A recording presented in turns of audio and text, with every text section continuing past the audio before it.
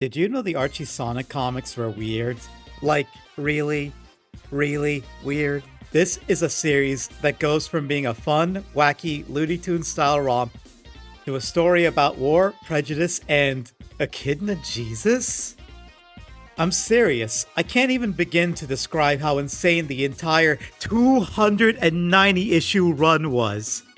It gets dark and strange and goes so far beyond what you'd expect from a comic series based on a property about a blue cartoon hedgehog fighting an overweight evil mad scientist shaped like an egg.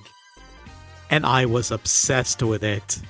I still remember heading to my nearest comic book store, and sitting right there on the shelf was an issue of Sonic number 1. And I grabbed it with my grubby little hands almost immediately. I was there from day one. I get all the issues as they came out, the specials, and oh god, even the Knuckles comics when that started coming out. Listen, I used to think the Knuckles comics were the deepest and most mature story in the world, but I was just a kid, okay? Leave me alone. I don't need to explain myself to you. But I think you get the point. I was already a Sonic fan, and these comics cemented the series as my longest ongoing hyperfixation. And while I know there are a few videos out there already covering the comics, I wanted to make one of my own as an excuse to go through all of it again, just so I can figure out, how the heck did we get from this to this? That said, I'll only be covering the first 72 issues for this video, otherwise this would be over 10 hours long and nobody wants that. And the entire Knuckles run will be its own separate video, because that thing is its own can of worms. But hey, if you want me to cover the rest of the series and watch someone lose their mind over it, then you can leave a comment below. And while you're there, maybe you can also leave a like and maybe subscribe. Thanks, I really appreciate it. So welcome to my cry for help I'm masquerading as a video about the Sonic Archie Comics. Strap in, folks, because y'all are in for a wild ride.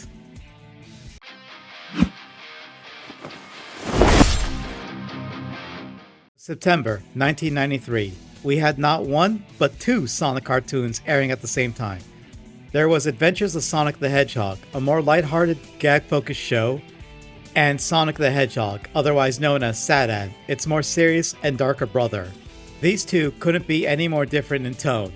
So, when it came time to adapt Sonic into a comic series, which do you think they decided to go with?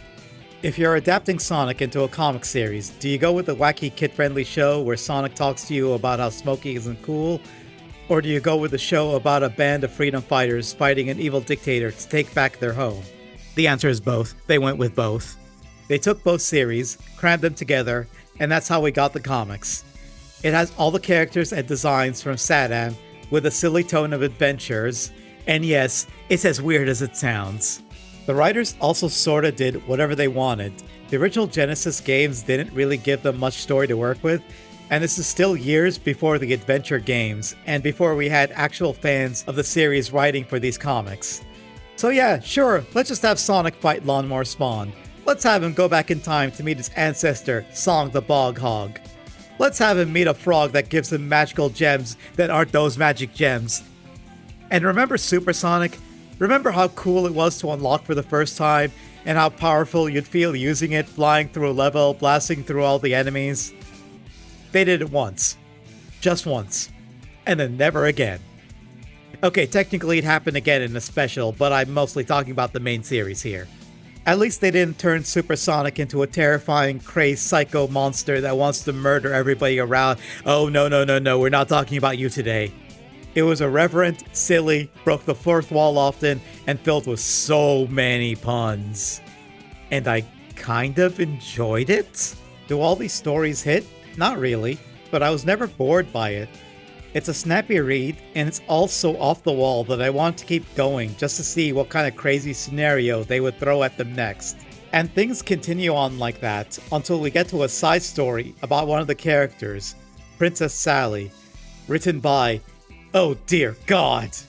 That's right, it's that Ken Penders, one of this comic's most infamous writers, and if you don't know why, then you'll know soon enough. Sally's stories were so different in tone compared to everything else. They were more serious and dour, and they involved her mentor figure passing away and her dealing with the grief. That mentor figure also never appeared until now, but don't worry about it, it's fine. We're even introduced to Geoffrey St. John, everyone's favorite comic original character, who also happens to be in his 20s. I should also mention that Sally is 14 or 15 in these comics, and I'm sure that's not something that's going to be really uncomfortable later. Issue 21 is where you start to really see the shift in tone. Things are played a little more straight this time, and Sonic is still cracking jokes, but there's none of the wacky shenanigans you'd see from the earlier issues. Until you get to the ending, and then things go completely off the rails. What the fuck, Penders? The giant tentacle squid thing is never mentioned ever again, by the way. Now you'd think this is where things change, but instead of sticking with a consistent tone, the comic starts to ping-pong between serious and silly. You'll have one issue where Robotnik's SWAT bots are almost sent out to turn the whole world into a wasteland, followed immediately by a story about everyone getting kidnapped by a giant alien collector for his own personal zoo. It's almost like the two styles are constantly fighting with each other, but it was soon obvious which side was going to end up being the winner. There were fewer puns, less fourth wall breaking bits, and more emphasis on a long-running narrative. And you know we're mature now because Penders has decided to introduce a love triangle between two teenagers and an adult man and have scenes with them making out, and bro, what the fuck is wrong with you? And believe it or not, the comic gets weirder from here. Issue 35 in particular is about Sonic getting his 1 billionth ring and being sent on a whole journey through the cosmos, and things get really trippy. Sonic is thrown onto a floating power ring on a sea of Chaos Emeralds, and then dragged down into the depths by a chain of power rings onto a giant-sized ring that morphs into an infinity symbol when Sonic runs on it. All the while, 3 ancient walkers are talking cryptically at him. It is really weird. This is also where we get an entire side story starring Knuckles, written and drawn by Penders, where he narrates the entire story of his people to himself? Who are you even talking to, Knuckles? So there was an ancient advanced civilization called Echidnopolis, populated by a whole bunch of people who look exactly like Knuckles, who start excavating a whole bunch of Chaos Emeralds so they'd make their city float to avoid an incoming meteor. Then there were 2 brothers, Dimitri and Edmund, who were researching how to siphon the power of the emeralds so they can bring their city back to land, but it was denied because it would be bad, I guess? So Dimitri got big mad, took the Chaos Siphon to do it anyways, only for it to backfire, causing all the power to siphon into himself instead, making him go evil and build a giant spooky tower. He then goes on about all his evil plans, where he's planning to subjugate the entire Echidna race along with everybody else and submit them all to his will, only for his big spooky tower to crumble on top of him because of some fire ants. And no, I have no idea how the ants even did that. And we also get an honest-to-goodness Bible quote in our Sonic the Hedgehog comic. I am not making this up.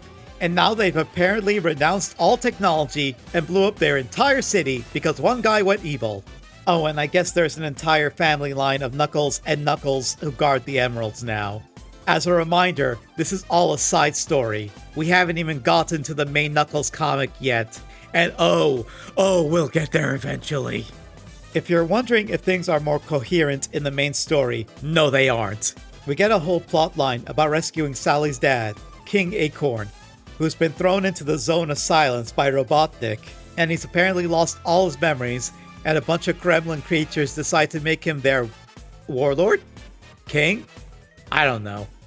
And there's a whole bunch of non-linear time fuckery that happens in the zone that makes no sense, and it's all just so stupid. And then we hit Endgame, and oh boy, this is the big one. This is what everything was leading up to. The big finale. Because of the current state of Sonic around the time, the writers thought the series was going to get cancelled, so they thought they might as well end things with a bang. Except it wasn't. Endgame was a success, and the comic continued for several more years after it. And I remember being so hyped for it. It was a level of drama we hadn't seen before, and the stakes had never been more real than they are now. Sally dies. A major character is killed off, dropping to her own death, and Sonic is framed for her murder and is now being sent off to the Devil's Gulag. a faraway prison where only the worst criminals are sent. But he manages to escape and is now a fugitive on the run. Meanwhile, King Acorn, who recovered from his crystallization sickness he was going through a few issues ago, turns out to be a robot duplicate made by Robotnik. And Robotnik finally found where Knothole, the base of the Freedom Fighters, was located, and now plans to unleash his newest weapon, the Ultimate Annihilator, on it, which will wipe every single living being from existence. And as for Sonic, things were looking really bad for him, until Dulcie, his dragon friend, jumps in and clears his name. And now that he isn't being chased anymore, the counterattack can begin. They leap into action, freeing his captured friends, and now it's time to take the fight directly to Robotnik. Sonic charges into Robotropolis and bumps into Antoine and Bunny, who reveal they have a way to stop the weapon by placing a bomb and destroying it before it can go off. Sonic then confronts Robotnik, hoping to stop him, but it's too late. He's activated the Ultimate Annihilator and wipes away Knothole and everybody living there. They're all gone now, and Sonic, enraged by the loss of his friends and his family, leaps in for one last desperate battle with his lifelong nemesis, until the bomb goes off and both of them are consumed by the shockwave, ending both their lives. Or so it seems. Sonic is saved by the power of the 1 billionth ring he acquired earlier, and he recovers back in Knothole, where everyone is seemingly okay. It's revealed that Snively, Robotnik's lackey, sabotaged the Ultimate Annihilator behind Robotnik's back, and altered it so that it would only affect one being, Robotnik, which means the tyrant is now gone for good. It's also revealed that Sally was actually alive the whole time. They were faking her death to fool Robotnik, and she was in stasis this entire time. Sonic rushes over to where Sally is, confessing his love to her, and the two end up embracing, finally together again. And they know that Mobius is free now, and their long war is over. There's so much drama packed into these 4 issues. It's wild and action-packed, and it reaches a level of seriousness that the comic never got to before. And it's also not very good. It's still entertaining, especially with how intense the melodrama is, but as a whole, Endgame doesn't hold up as much as I hoped it would. It's a little weird how quickly the other Freedom Fighters were to blame Sonic for Sally's death, especially considering how many times they've dealt with evil doppelgangers or brainwashing by now. There's literally a character called Evil Sonic. Come on, guys. Come on! I also completely glossed over it, but there was the entire Hershey and Drago plotline. I haven't mentioned either of them during my original synopsis, and that's mostly because the relationship is, kinda gross, and abusive, and really uncomfortable. Drago was a traitor working for Robotnik who tricks Hershey, a character who was literally introduced just now, into wearing a Sonic costume and cutting the rope that almost killed Sally. It turns out the eyepieces have some kind of special optic image refractors or whatever that show everybody as Snively. So when she cuts the rope, she thought it was Snively, and it just makes no sense. Like, girl, why did you even wear the costume in the first place? How did you even think pretending to be Sonic would help? Then there's the way they resolve the whole Sonic on the Run plotline, by having Dulcie drop in and say he's innocent, and everybody instantly believes her. It really feels like the writers wrote themselves into a corner, and this was the best solution they could come up with. And then there's this. I don't even know how to begin to describe this. That's right, in the middle of all the serious melodrama, Sonic uses his shoe gunk to make a bridge for himself. No, I don't know why they decide to throw something like this in. It makes no sense. I do not understand it either. If you're also thinking, hey, how could Sally survive a drop like that? The answer is, she wasn't supposed to. Sally was originally going to be killed off for good, but Sega forced them to retcon it immediately. Apparently the Sally miniseries Penders wrote didn't do well, so he thought that meant that nobody liked Sally. So might as well kill her off! Jesus Christ, Penders. I wish I could tell you things get better from here, but the comic losing its main villain has a greater impact on it than you think. So how do you follow up the most important story arc the comic ever had? With a Casablanca parody, obviously! I wish I was kidding. We get Casablanca, but with Sonic, where Sally is a femme fatale, but also still secretly a princess. And Sonic is the detective she hires to find her lost friend. And at one point, Sonic fights Tom Servo, Crow, and Cambot from MST3K. Robotnik, who's supposed to be dead, also shows up to threaten Sonic and Sally, but they manage to escape from his grasp. And the story ends with Sonic joining the Freedom Fighters to fight against Robotnik.